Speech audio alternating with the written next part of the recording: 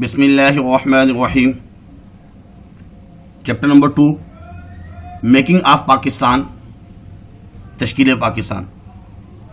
اس کے short question answer ہم پڑھ رہے تھے. تقریباً 10 شارٹ کوشچن آنسر یہ ہم پڑھ چکے ہیں. ڈسکرپشن میں اس کا لنک دیکھا جا سکتا ہے. اس کے بعد ہم نے 11 سے 20 تک شارٹ کوشچن آنسر پڑھے، جس میں مسلم لیگ کے آبجیکٹیوز پڑھے تھے اور 4 sentences on role of Muslim League in the struggle of independence. 14 points میں سے 4 پوائنٹس پڑھے تھے اور الہ آباد ایڈریس کے بارے میں پڑھا تھا. اس کے بعد 1935 انڈیا ایکٹ 1935 جو ہے اس کے بارے میں پڑھا تھا. پاکستان ریزولیوشن اس کے بارے میں، کرسپ مشن کے بارے میں پڑھا تھا اور شملہ کانفرنس کے بارے میں، 3 جون پلان اور لاسٹ میں ریڈ کلف ایوارڈ کے بارے میں پڑھا تھا. اس کی بھی ویڈیو ڈسکرپشن میں اس کا لنک موجود ہے، اس میں سے دیکھا جا سکتا ہے. یہ ریڈ کلف ہیں اور انہوں نے جو بددیانتی کی تھی چندی گڑھ کا علاقہ پنجاب میں اور گرداسپور کا جو علاقہ ہے کشمیر میں جہاں پہ مسلمانوں کی اکثریت تھی، وہ علاقے انڈیا کو دیے. آج انشاءاللہ العزیز شارٹ کوشچن آنسر 21 سے لے کر 31 تک تقریباً 11 کے قریب ہیں. اس کو آج ہم پڑھیں گے کہ اس میں کیا کیا چیزیں ہیں، اور بورڈ کے پیپر میں ان میں سے بھی اکثر آتا رہتا ہے، یہ بھی بہت امپورٹنٹ ہے. اس میں write 4 sentences on role of Punjab in Pakistan movement, اور اگلا کوشچن ہے write 4 sentences on role of Sindh in Pakistan movement. Pakistan movement میں پنجاب والوں نے کیا کام کیا، سندھ والوں نے، بلوچستان والوں نے، NWFP انہوں نے کیا کام کیا، اور ایسے ہی citizen of an ideological state ان کی کیا رسپانسبلٹی بنتی ہے، اور قائد اعظم کی کوالٹیز کیا کیا ہیں، اور state 4 points on the role of Quaid Azam as governor general. اس کے بعد write 4 sentences in the importance of 14 August 1947 اور علی گڑھ موومنٹ کے بارے میں، اس میں کون کون سی جو ہے اہم شخصیات تھی، اور سید احمد شہید بریلوی کے بارے میں. اور ایسے ہی لاسٹ جو کوشچن ہے اس میں جب پاکستان بنا، write down any 3 difficulties face by Pakistan after its creation. Pakistan بننے کے بعد کون کون سے مسائل کا سامنا کرنا پڑا، ان مسائل کے بارے میں. کوشچن نمبر 21 ہے write 4 sentences on role of Punjab in Pakistan movement. تحریک پاکستان میں پنجاب کے کردار کے بارے میں ہم نے 4 سینٹنسز لکھنے ہیں. نمبر 1 ہے Punjab is a big province by population as well as resources.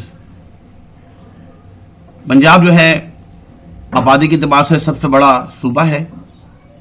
The idea of Pakistan was given by Allama Iqbal who was the member of provincial council of Punjab. Allama Iqbal نے اصل میں الہ آباد میں 1930 کے جلسے میں یہ ایک آئیڈیا دیا تھا، ایک نظریہ تھا ان کا، ایک تصور پیش کیا تھا کہ ایک مسلمانوں کے لیے ایک الگ ملک بننا چاہیے، اور یہ پنجاب اسمبلی سے تعلق رکھتے تھے. Pakistan resolution was passed in Punjab at Lahore وچ is also called the heart of Punjab. Minar Pakistan جہاں پہ قرارداد پاکستان منظور ہوئی تھی، پیش کی گئی تھی، وہ بھی پنجاب کا دل کہلاتا ہے. The student of Punjab started civil disobedience to shake the government. اصل میں پنجاب کی جو طالب علم تھے انہوں نے سول نافرمانی شروع کر کے جو سرکار تھی، گورنمنٹ تھی، اس کو انہوں نے ہلا ڈالا، شیک کیا. اس کے بعد کوشچن نمبر 22، اس میں سندھ کے بارے میں بتانا ہے کہ سندھ کا کیا رول تھا پاکستان موومنٹ میں. Sindh is called the gateway of Islam, Sindh کو باب اسلام بھی کہا جاتا ہے.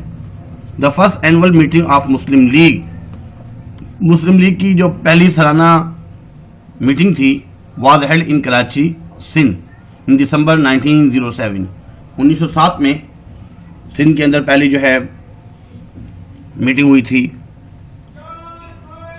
In 1943 the first Muslim League cabinet was formed in Sindh. 1943 میں پہلی جو کابینہ بنی تھی وہ بھی سندھ میں بنی تھی. The students of Sindh مدرسۃ الاسلام were in front line during freedom struggle. Sindh مدرسۃ الاسلام کے جو طالب علم تھے وہ تحریک آزادی میں آگے تھے. اس کے بعد NWF بلوچستان کے بارے میں، بلوچستان نے پاکستان موومنٹ میں کیا کیا رول پیش کیا. Balochistan was an under developed region before partition, partition سے پہلے یہ اتنا ڈیولپمنٹ نہیں تھا، ایک پسماندہ صوبہ تھا. The strong Balochi support the Pakistan movement collegially, بلوچوں نے پاکستان کی تحریک میں بھرپور حمایت کی. جوائن پاکستان، کیونکہ بلوچستان میں جرگہ ہوتا تھا اور انہوں نے 1947 میں ڈیسائیڈ کیا تھا کہ ہم پاکستان جوائن کریں گے، پاکستان میں شمولیت اختیار کریں گے. Qazi Ahmad of Balochistan made Muslim League active in Balochistan, Qazi Muhammad نے مسلم لیگ کی بھرپور حمایت کی تھی بلوچستان میں. اس کے بعد اگلا کوشچن ہے NWFP، انہوں نے کیا کام کیا. North West Frontier Province is the home of valiant Pathan, اصل میں یہ پشتو سپیکنگ جو پٹھان بھائی ہمارے ان کی سرزمین ہے. Sardar Aurangzeb Khan of NWFP represented to support Pakistan resolution, Sardar Aurangzeb نے تحریک پاکستان کی حمایت کی تھی. Student of Islamia college Peshawar and Edward college of Peshawar took active part in Pakistan movement. Islamia college اور ایڈورڈ کالج جو ہے ان کے اسٹوڈنٹس نے، طالب علم نے تحریک آزادی میں بڑھ چڑھ کر حصہ لیا. Women wings of Muslim League was also organised for ladies of NWFP، Sarhad کی جو خواتین ہیں انہوں نے بھی اس میں بڑھ چڑھ کے حصہ لیا. اس کے بعد آئیڈیولوجیکل اسٹیٹ ہمارا نظریاتی مملکت ہے، تو ہمارے جو سٹیزنز ہیں، شہری ہیں، ان کی کیا رسپانسبلٹی بنتی ہے، کیا کیا ذمہ داریاں ہیں، کیسے ان کو زندگی گزارنی چاہیے. نمبر 1 ہے the people should lead their live according to the teaching of Islam, اسلامی اصولوں کے مطابق زندگی گزارنی چاہیے. اس کے علاوہ حب الوطنی کا جذبہ دکھانا چاہیے. اور ایک اور اہم ہے کہ ایمانداری کے ساتھ اور دیانتداری کے ساتھ ان کو بروزانہ کام کرنے چاہیے. اور آخری یہ ہے کہ حکومت سے ان کو تعاون بھی کرنا چاہیے. اس کے بعد اگلا کوشچن ہے state any 4 qualities of Quaid اعظم. قائد اعظم کی جو ہے نا بہت سی ویسے کوالٹیز ہیں، کوئی بھی 4 جو ہے کوالٹیز کے بارے میں بتانا ہے، ان کی خصوصیات کے بارے میں بتانا ہے. He was a man of principle, ایک اصول پسند انسان تھے. He always did the politics on principles, انہوں نے ہمیشہ اصولی سیاست کرتے تھے، اصول پسند تھے، بہت ہی ذہین تھے، قابل تھے اور ایک ذمہ دار شخص تھے. اور ہمیشہ جو ہے سچائی کو پسند کیا، خود بھی سچ کہنے سے ہچکچاتے نہیں تھے اور ان کے جذبات بہت ہی مستحکم تھے. اس کے بعد بحیثیت گورنر جنرل، اس وقت ان کے جو ہے کیا جو ہے نا رول تھا. State 4 points on the role of Quaid Azam as governor general. جب قائد اعظم گورنر جنرل بنے تھے اس وقت ان کی جو ہے نا کون کون سی خصوصیات تھی. اصل میں یہ قومی سالمیت میں یکجہتی پر انہوں نے بہت زور دیا کہ بھائی مل جل کے رہنا ہے. اور تقریباً 6.5 ملین جو مہاجرین آئے تھے وہاں سے، اب ان کو یہاں پہ آباد کرنا تھا، ان کے بڑے مسائل تھے، اس پر انہوں نے بھرپور توجہ دلائی کہ بھائی مل جل کے جو ہے جو ہمارے مسلمان انڈیا سے آئے ہوئے ہیں ان کو رہنے کے لیے جگہ دینی ہے. بہت سے لوگوں نے چندہ وغیرہ بھی کیا، ان کی مدد کی. آپ نے جو سرکاری افسران کو ہدایت کی کہ وہ اپنے آپ کو عوام کا خادم سمجھیں، کیونکہ سرکاری افسران ہمارے پاس اس وقت بہت کم تھے. جب پاکستان گورنر جنرل بنے تھے فوج تو تھی لیکن آفیسرز نہیں تھے، کیونکہ آفیسرز اکثر ہندو میں سے بنتے تھے. تو ہمارے پاس افسران بہت کم تھے. جو تھوڑے بہت تھے ان سے قائد اعظم نے یہ فرمایا تھا کہ ہمیں عوام کا خادم سمجھنا چاہیے، ہمیں ان کی خدمت کرنی ہے. اور اس کے علاوہ جتنے بھی بیرونی ممالک دوسرے ملک سے ہیں، ہمارے دوسری کنٹریز ہیں، ان کے ساتھ بھی دوستانہ اور روابط پروان چڑھائے، ان کے ساتھ بھی بہت اچھا جو ہے کلوز رہے ان کے ساتھ، مسلم کنٹریز کے ساتھ اور جو نیبرز وغیرہ ہمارے. اس کے بعد اگلا کوشچن ہے write 4 sentences in the importance of 14 August 1947. اصل میں 14 اگست جو ہے وہ 14 August 1947 is the date on which Pakistan got independence.